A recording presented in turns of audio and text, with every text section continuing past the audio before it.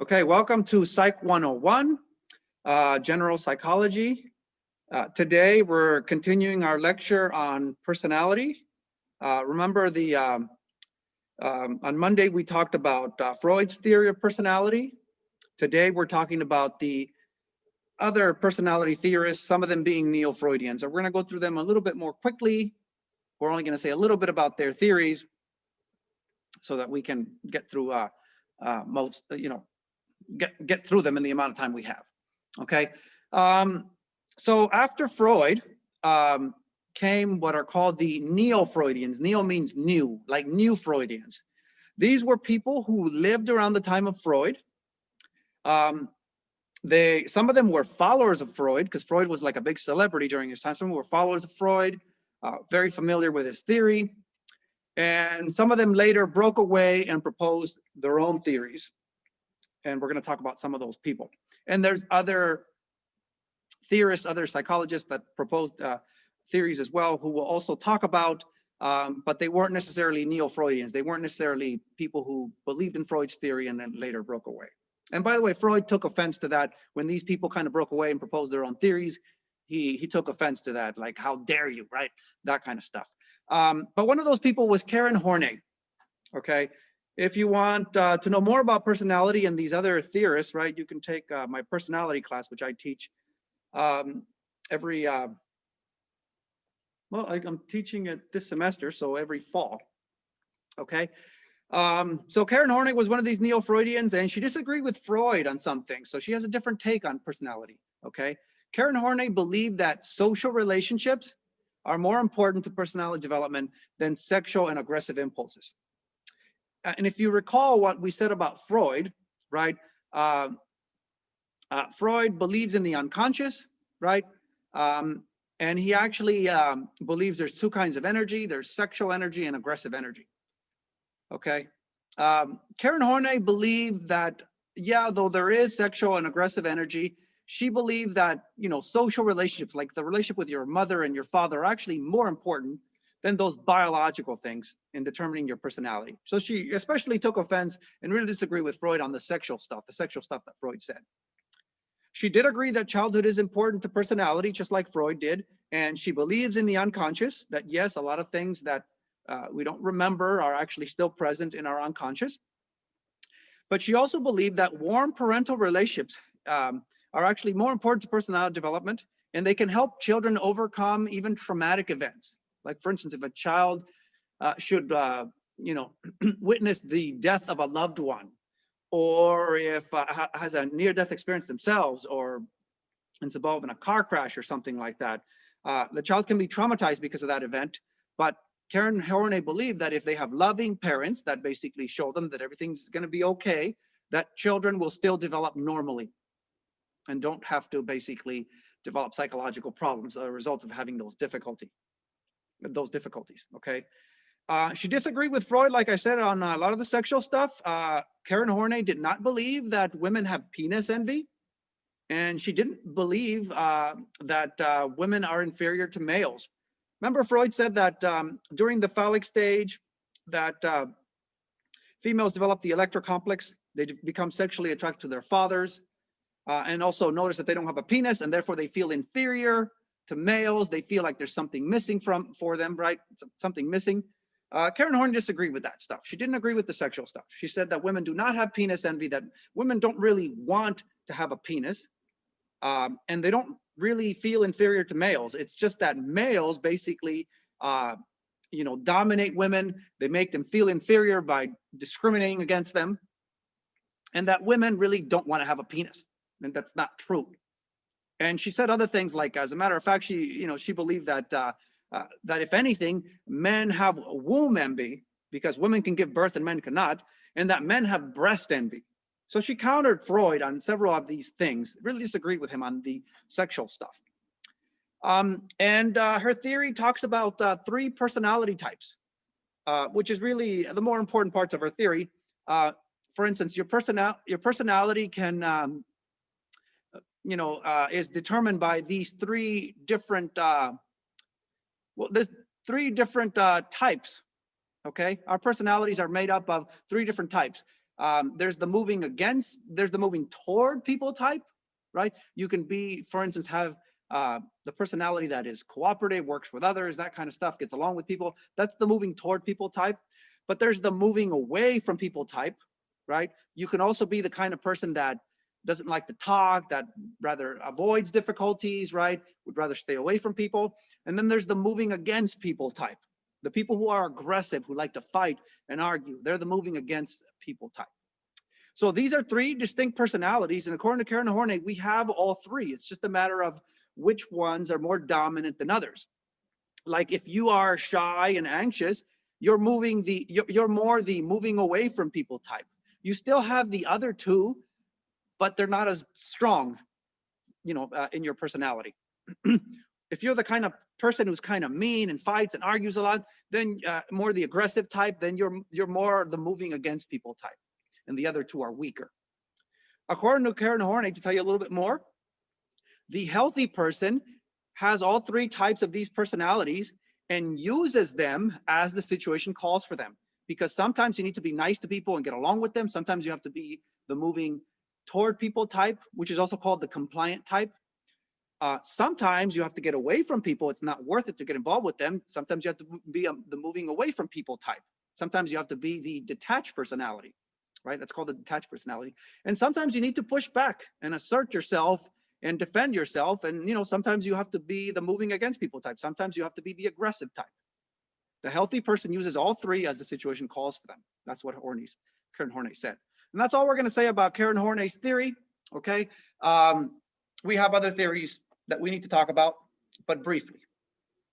Carl Jung was another Neo-Freudian who also lived around the time of Freud and was a follower of Freud, and then later broke away and proposed his own theory, okay? Carl Jung believed that the unconscious is important to personality development, right? He did agree with that, on that with Freud. He does believe that there is an unconscious mind, okay? But he believed it contains more than just repressed thoughts and feelings. He believes that the unconscious mind is much more than what Freud believed it to be. He believes that we actually have two types of unconscious mind. We have a personal unconscious mind, which is just our unconscious mind, the way Freud talked about it. Those are repressed thoughts, feelings, right? And that kind of stuff, right? The kind of stuff that we think we've forgotten, but is hidden away in the unconscious. Just like Freud thought, that's your personal unconscious. But he also believed in something different, something called the collective unconscious, which is the inherited experience of past generations. That's a little bit weird, but Jung believed that we have a collective unconscious, that we are somehow connected in our minds to, for instance, our distant ancestors, right? That's the collective unconscious. And he believed this is reflected in these things called archetypes. Archetypes reflect inherited tendencies. Archetypes are old ideas that have been around for a long time, like the idea of God. A lot of people believe in God, and that's been around for a long time. According to Jung, we've inherited that, and that we share a common mind with our ancestors, or the idea of the mother, the hero, Father Time, right? Mother Nature, that kind of stuff. Those are ideas that have been around for a long time. And according to Jung, we still have them because we've inherited them. That sounds unlikely, okay? We do not inherit ideas. More likely, we inherit tendencies to think in a certain way, and we learn these ideas, from the people we grew up with, okay? But Jung really did believe that we inherit these experiences and that we share a common mind with our distant ancestors. And a good example I can give you of that is an example that has to do with Native Americans. A lot of Native Americans believe in these things called visions, right? They can go on a spiritual journey or have a vision where they encounter one of their ancestors that's passed on, a distant ancestor maybe, or maybe a recent ancestor that's passed on. And they may encounter that ancestor in a spirit form or in the form of an animal like a bear. And basically they learn something from that experience, something about themselves, something about the future or the present. And they believe they're connected in their minds with their ancestors. That is kind of like the collective unconscious that Jung talked about. Okay, let's keep going. That's Carl Jung. Now let's talk about Alfred Adler. And by the way, there's more to Jung's theory. It's just that we need to say a little bit about it in this introductory class. Alfred Adler was another uh, individual whose theory we need to mention. He is, I believe, considered a Neo-Freudian, but his theory is very different from what Freud said. Alfred Adler believed that inferiority feelings actually drive our personality development. Let me explain that, okay? Because that's kind of a little bit hard to comprehend. Adler believed that feelings of inferiority basically are what cause us to develop into the people who we become, because we want to overcome them. So for instance, if as a child you felt weak and powerless, right? If you were pushed around and you felt kind of weak and powerless, that bothered you, and that might have made you strive to become more powerful, to become more influential. And maybe because of that, you decided to become a police officer, for instance, or a bodybuilder, or someone who has more authority and more power, maybe a politician, right? Maybe a governor or a president or something like that, right? That's what he said. Feelings of inferiority actually drive us. Okay, I'll give you an example from my own personal experience, right? When I was a child, okay, I was the youngest. I am the youngest in my family, right? The youngest. And, you know, people didn't really pay attention to me. Okay, they didn't believe me when I said something. My parents and my brothers would, you know, would say, you know, what do you know? You're just a kid, right? You don't know anything. So they didn't really believe me. I really wasn't influential or anything like that. And what happened? Well, according to Adler, that bothered me and made me strive basically to do well in school and go to graduate school. And now I'm a professor, and now people have to listen to me. You see how that works? Another example would be, let's say, someone who felt ignored as a child, that nobody paid attention, you know, to him or her. And then as they grow up, they develop this wild personality, right? Where they love to party, they're very extroverted, right? Maybe very provocative in the way they dress, right? A very attention-getting personality, right?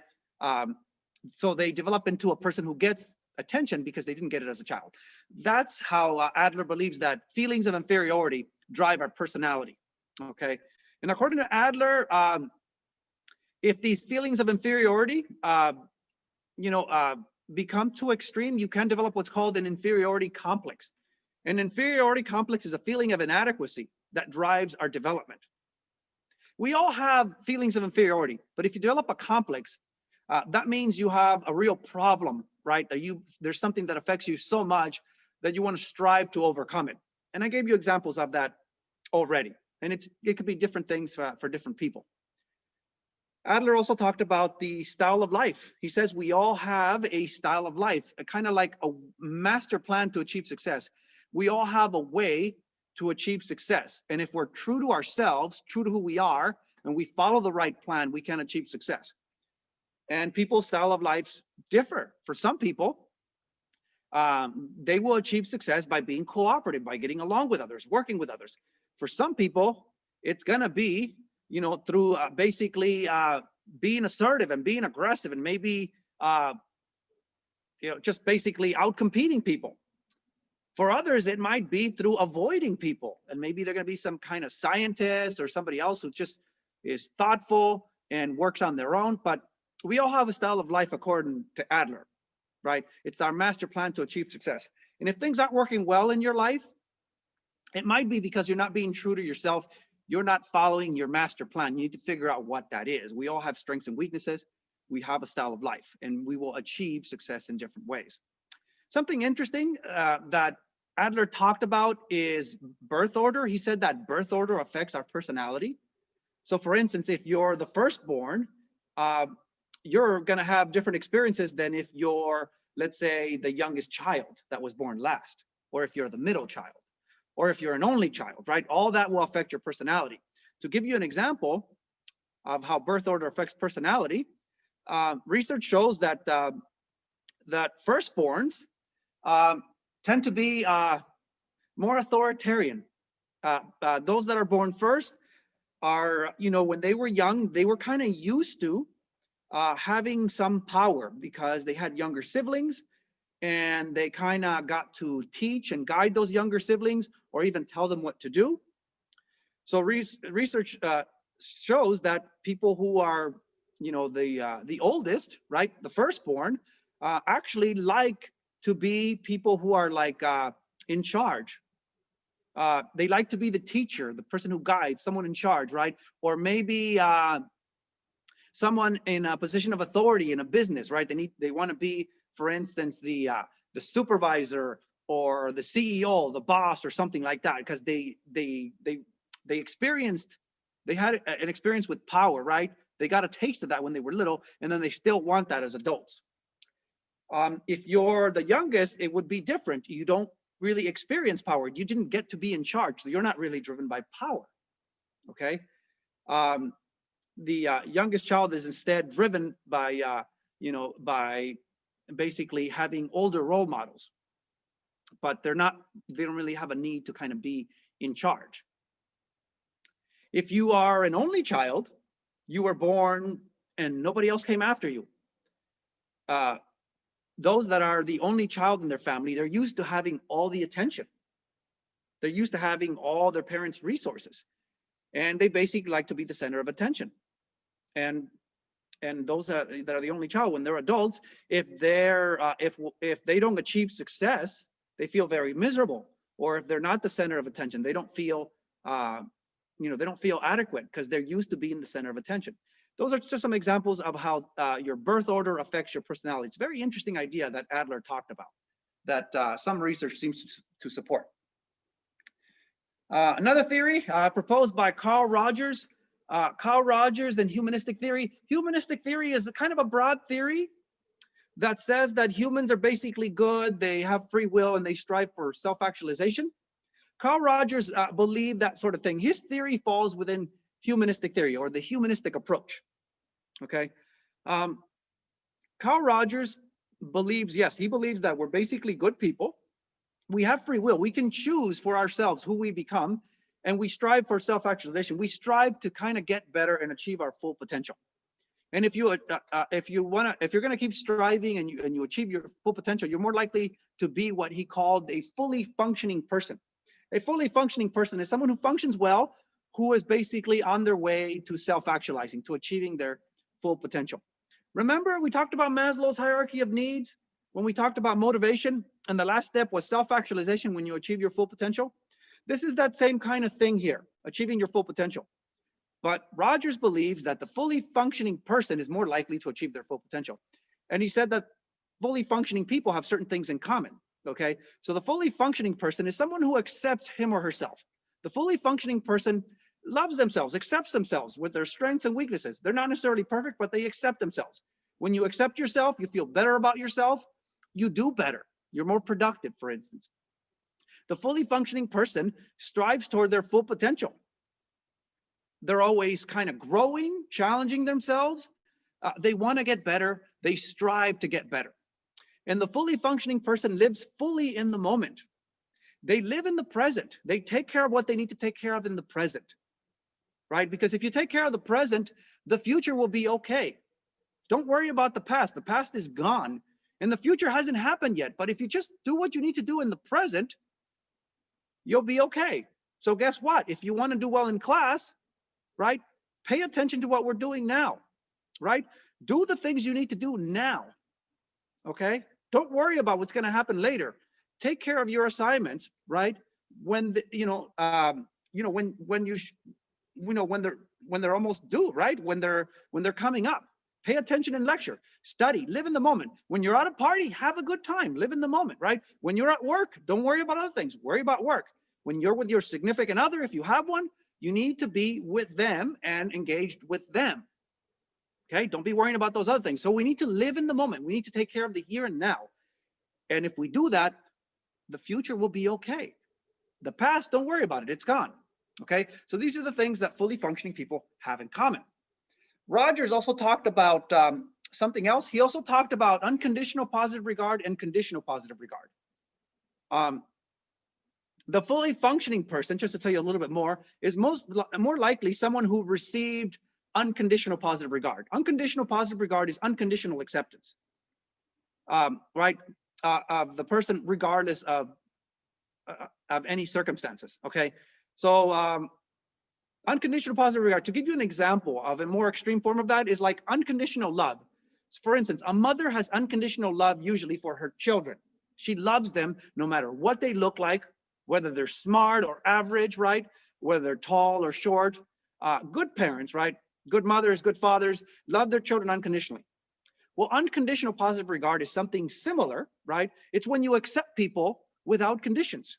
According to Rogers, we all deserve that. We all need that and we all deserve that. No matter what we look like, what we've done, how smart we are, whether we have disabilities or whatever it is, we all deserve acceptance. And when we get it, we feel better about ourselves and we're more likely to develop what he called positive self-regard. If people love us and accept us unconditionally, we're more likely to love and accept ourselves, right? We're more likely to develop positive self-regard, right? We accept ourselves, right? And think positively of ourselves, and we're more likely to love ourselves. That's very important according to Rogers, okay? Fully functioning people are people who probably experience more unconditional positive regard, so they were loved and accepted, they learned to love and accept themselves, okay? And when you do that, you function better. Now, there are people who receive what we call conditional positive regard. As a matter of fact, we all reserve conditional positive regard, okay? Conditional positive regard is conditional acceptance. Conditional positive regard is basically when somebody tells you, like, or make you believe that you're acceptable only under certain conditions. So you have conditions of worth. So for instance, you're acceptable if you're good looking, or you're acceptable if you're smart, or if you're well behaved, or if you believe certain things, right? Those are conditions of worth. If that happens to you too much, if you get too much conditional positive regard, where you're made to feel like you're only acceptable under certain conditions, then what happens is you learn to value yourself only if you behave the way other people want you to behave. And that could cause you to basically become estranged from your true self, for you to behave differently and think differently than what your true self requires, because you're basically behaving in a way to please others, and you may not be true to yourself. This can cause inflexible thinking and rejection of the self. So for instance, if you receive too much conditional positive regard and you're made to believe, for instance, that you're acceptable, for instance, if you're good looking, but let's say you're only average looking, or maybe not even average looking, guess what? That means that if you believe in those conditions of worth, you won't value yourself because you are not the way other people want you to be. And therefore you might believe that, you know, you're not good looking and that you're not valuable, and ultimately reject yourself, have low self-esteem, depression, and when you feel bad about yourself, you don't function very well. Inflexible thinking, that's that kind of belief where, you know, where it's one thing or the other, that black and white sort of thinking. I'm either good looking or I'm ugly. You'd be surprised how many people believe that they're ugly or that they're not good looking because they believe that it's only good looking and ugly. That's all there is. There's no in between. And the truth is, most of us are in between. Some people are very good looking, yes. And some people are at the other end. Most of us are somewhere in the middle. But if you believe that you're only acceptable if you're at the higher end, if you're good looking, right? Then guess what? You're not going to feel very good about yourself. And women learn a lot of things like that, by the way. Women are often led to believe that they're only acceptable if they're good looking, if they're skinny.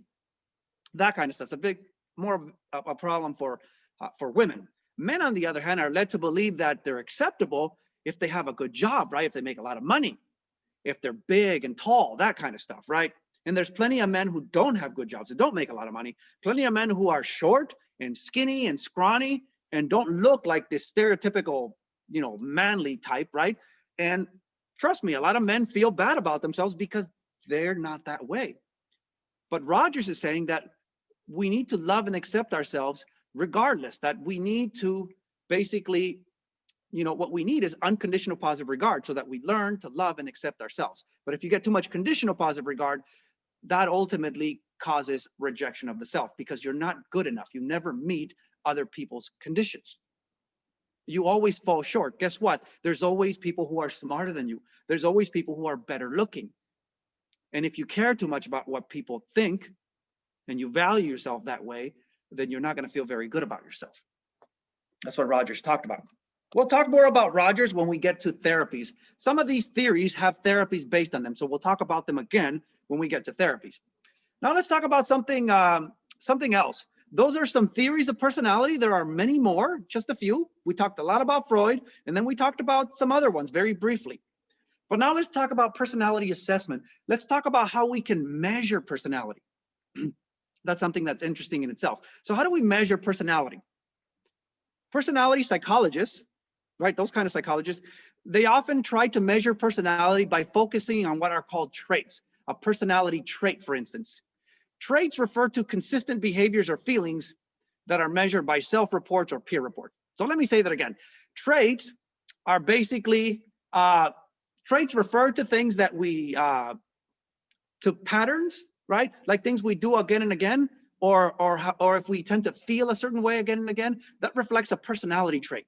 Like for instance, if you're always scared, always anxious, that suggests that, you are, for instance, neurotic, or that you're an anxious person, right? You have that personality trait.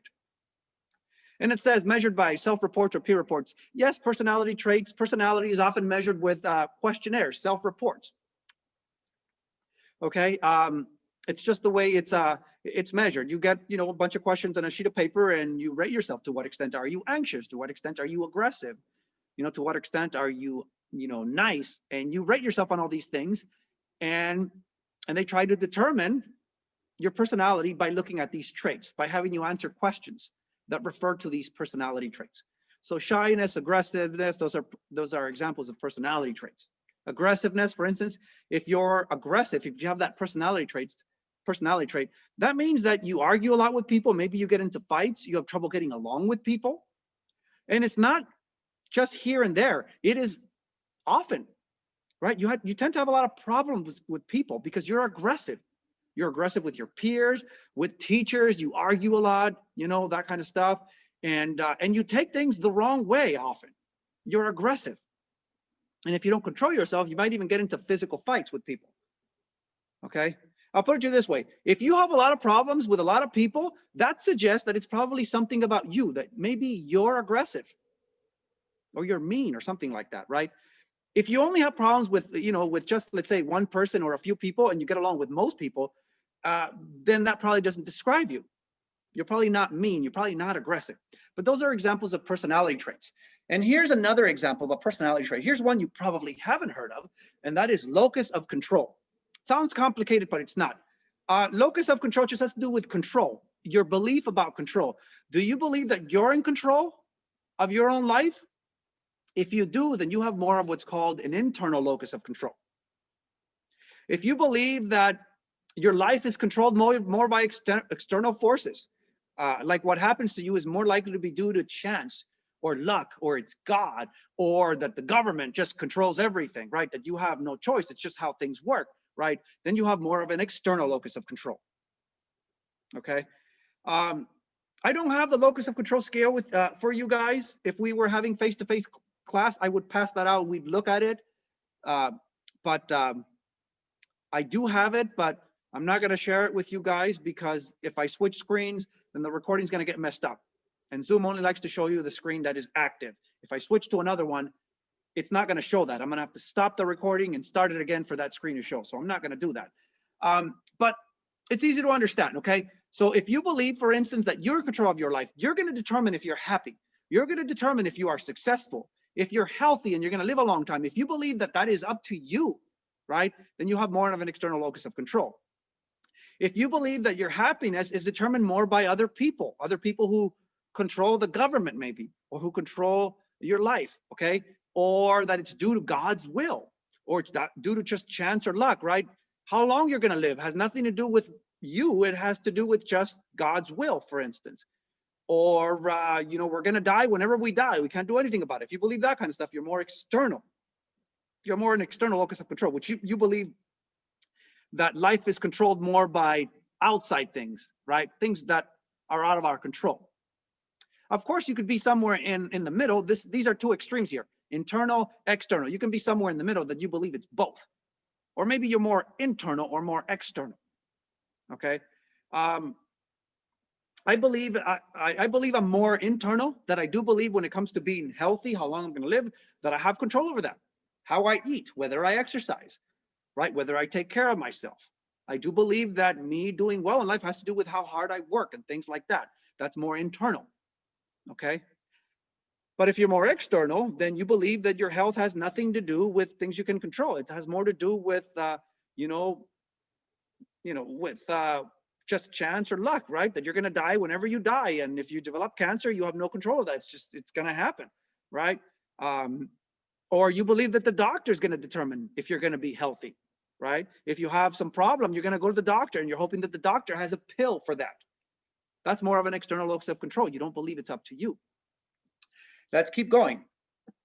There's also sensation seeking. Sensation seeking is another personality trait. Okay, those that are high in sensation seeking have a need for variety in their lives. Okay, so sensation seeking is the need for very novel, complex sensations and experiences. Let me explain that. Okay, a little bit further. Those that are high in sensation seeking, those that have this personality trait, they need more variety in their lives. It's not enough for them, for instance, just to go to school and go see a movie and go out to eat. No, they need to do more than that. They need to party. They need to travel. You know, they need to meet new people, right? They like novelty. They like to experience new things. They're also more likely to use drugs, looking for new experiences, right? They prefer things that are more complex, right? More sensations, more experiences. They need to be out there. They're more likely to try things like bungee jumping and skydiving, and just do things that are dangerous because they seek thrills.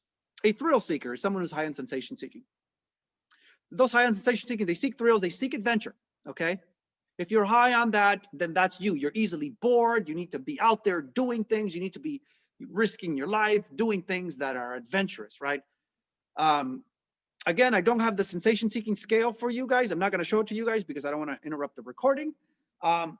But yes, you can. There is a questionnaire that measures that determine, where you are in this. If you're lower on sensation seeking, that means that you don't really like to take too many risks. Okay, that you don't like variety that much, that you don't like things that are new. You don't like change that much. You prefer things to stay the same people, same experience. You're comfortable with certain things, and you kind of want to keep it that way. Okay, you don't like to take too many risks. What I find is, as I get older, I don't like risk as much. When I was younger, I was out there, I was, I would try different things, seek more adventure. And it's kind of part of being young to some extent. When you get older and you have kids, you feel like you shouldn't really risk your life that much. You shouldn't do all those crazy or stupid things, right? So I think this goes down over time as you get older, right? But not for everybody. Those that are really high in sensation seeking, they keep doing adventurous things even when they get older. Let's keep going. Now we can go on and on about this personality trait and that personality trait. We'd run out of time. How many ways are there to define people? Think about how many words there are in the English language. There's close to 1 million words in the English language. A lot of them can be used to describe people. Okay. So a lot of those words that describe people can be personality traits. They can refer to personality traits. And that would just take too long, right? For you to be assessed or measured on all those personality traits. So there's two individuals known as Costa and McCrae that developed a very interesting theory that they call the Big Five personality traits, or sometimes just call it the Big Five. They said when it comes to defining your personality, there's actually only 5 things that matter. There are 5 personality traits, 5 personality dimensions that describe the whole of personality. Here's the thing. They did some research. They had people rate themselves on lots of personality traits. And then they did an analysis. And they found that a lot of these personality traits actually refer to similar things. And they found that when they analyzed the data, that things can be broken up into 5 categories, 5 personality traits. So they said these 5 things describe the whole of your personality. One of them is openness. How open are you? Do you enjoy new experiences, new ideas? Why are you more likely to try new things? If you are less open, that means you're more closed, right? You don't like change. You don't like new things, right? You don't like new ideas that challenge the status quo. You're more kind of set in your ways. Okay, that is one personality dimension. Of course, you can be somewhere in the middle. Another one is conscientiousness. To what extent are you self-disciplined, hardworking, punctual, that kind of stuff? People who are conscientious, they follow the rules, they work hard, they study. They tend to be good students, they tend to be good workers. When they say they're going to be there a certain time, they're there at that time. Those are conscientious people. There are people, of course, who can be at the other extreme, who are not very conscientious, who won't follow the rules, who are not self-disciplined, they won't work hard. You know, they're not conscientious, they're not punctual. You can't rely on them, you can't count on them. Conscientiousness, by the way, is the most important personality trait for determining success. Are you going to do well in school? It would help to be conscientious. Are you going to do well in life, right? Get a good job? It would help if you're conscientious, if you work hard, if you're disciplined, right? And you're punctual, all those things matter. If you don't follow the rules and you do whatever the hell you like, when you like, and you don't care what people think, right? Then you're not conscientious. And guess what? You're not going to get good grades. You're going to get fired from that job if you get a job. Conscientious people work hard even when the boss isn't looking. That's a very important personality trait. Extroversion is another personality trait. To what extent are you extroverted? If you're the opposite, you're introverted. Extroverted people are more outgoing, more talkative, more social, more social. They like to be in the company of others. They're more likely to enjoy parties and get-togethers, right? If you're at the other extreme, you're more introverted. You're more shy. You don't really like to talk that much. You don't like to be around people that much. Maybe don't like parties that much. You'd rather keep to yourself a bit more. Of course, you can be somewhere in the middle. I believe I'm somewhere in the middle when it comes to extroversion. I can enjoy a good time. I can be with people and have a good time. I also enjoy my time alone. I think I'm somewhere in the middle. Okay. That's extroversion. And then there's agreeableness. To what extent are you friendly, kind, warm, right? Agreeable. Are you a nice person? Or are you mean and disagreeable? Okay. If you're the kind of person who argues a lot with people and you have trouble getting along with people, guess what? You're probably not agreeable. If people like you and you get along with people, right? And especially if you're popular, you're probably agreeable. Agreeable people, they get along with others. You know, when you get to a parking lot, and let's say the parking lot's full, and there's or almost full, and there's a spot that's open, and you try to get it, and somebody gets there at the same time. Those people who are nice, who are agreeable, they would say, "You go ahead and take it. I'll get the next one." That's those kind of people. But a lot of people will fight over that parking spot, and they'll say, "Hey, man, I was there first." Like, "No, I was." And then before you know it, they're cussing each other out. Those are disagreeable people. We have a lot of disagreeable people who are mean and they fight and they argue. There's people who are nice and there's people who are not so nice. Most of us are somewhere in the middle.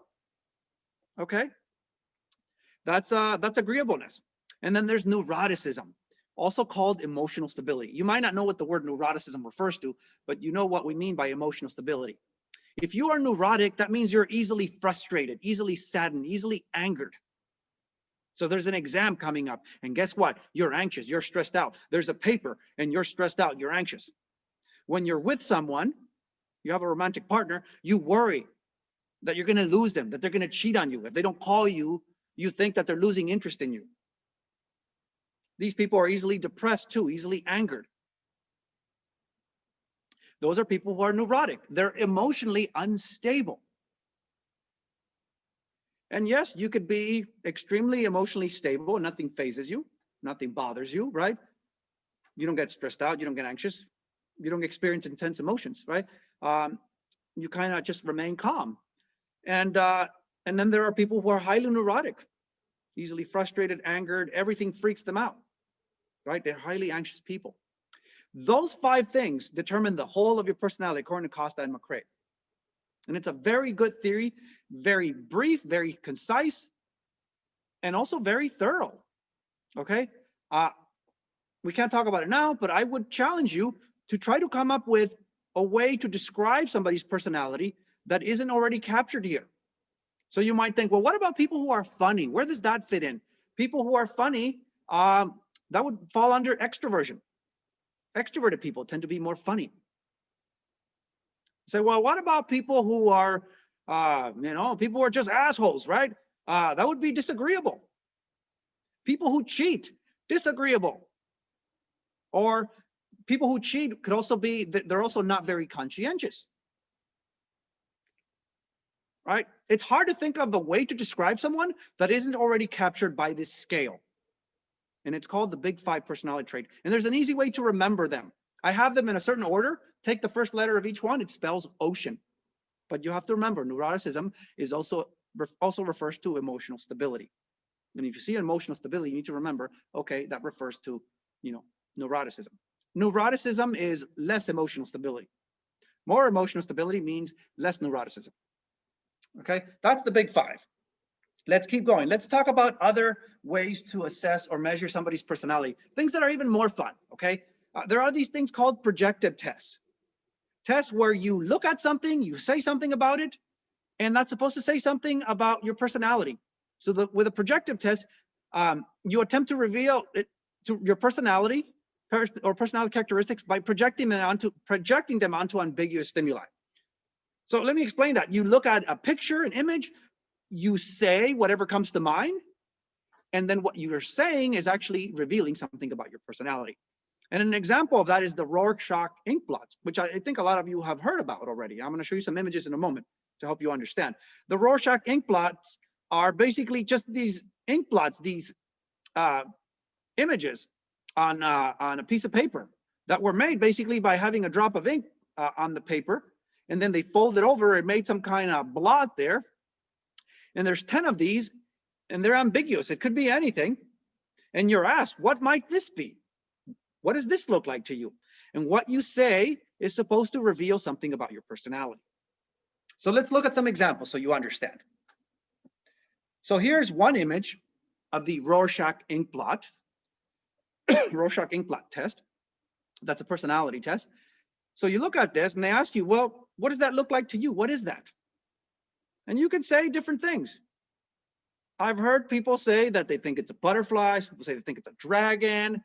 Some people say, well, it looks like a big tough guy riding a motorcycle. Right? This is supposed to say something about your personality. And then we could look at another one. This one. What does this look like to you? Some people say they see a bunny, they see ice cream, different things, right? It's not one of these things that determines your personality. It's the pattern. It's the pattern that you see, right? If you keep saying similar things, like for instance, if for this one you say, I see a big tough guy riding a motorcycle. And then when it comes to this one, you say something like, you know what? I see two hands there giving me the finger.